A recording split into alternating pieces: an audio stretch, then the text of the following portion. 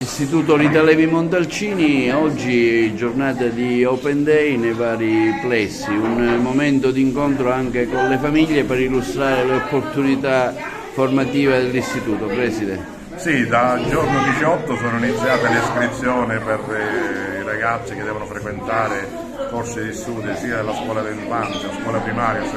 scuola secondaria e primo grado. Oggi abbiamo voluto così condividere assieme alle famiglie questa giornata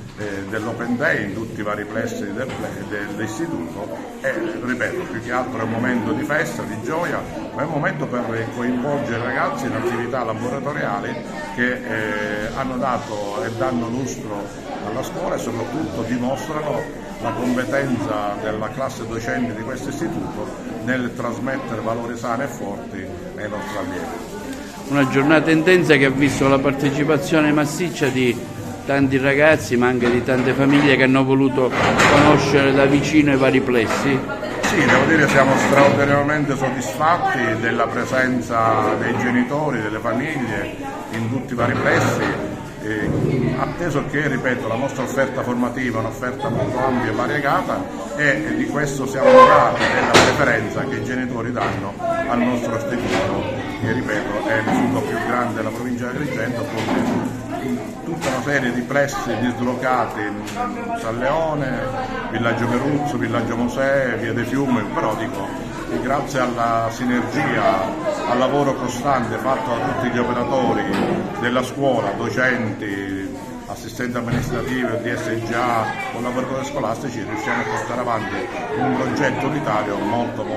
significativo. Sono tante le attività extracurricolari che voi fate nei vari plessi, no? Sì, a parte abbiamo un corso come il plesso Margherita Hack dove c'è il corso indirizzo musicale proprio in questo plesso, abbiamo tutta una serie di attività che vanno dalle lingue all'informatica e soprattutto non tralasciamo assolutamente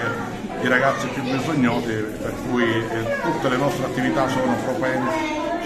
diciamo, indirizzate ai ragazzi che hanno qualche difficoltà e quindi con tutte le nostre forze cerchiamo di colmare queste difficoltà che i ragazzi hanno. Offrite anche un'assistenza tecnica per l'iscrizione?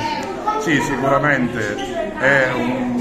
diamo voce a chi magari ha qualche difficoltà e ripeto, per quanto riguarda le iscrizioni già sono state aperte dal 18 di questo mese, si concluderanno il 10 febbraio, però noi proprio per questo motivo tutti i martedì l'ufficio di segreteria è aperto per quando i genitori avessero delle difficoltà o dei problemi da un punto di vista informatico, abbiamo la segreteria aperta che può venire incontro a queste istanze.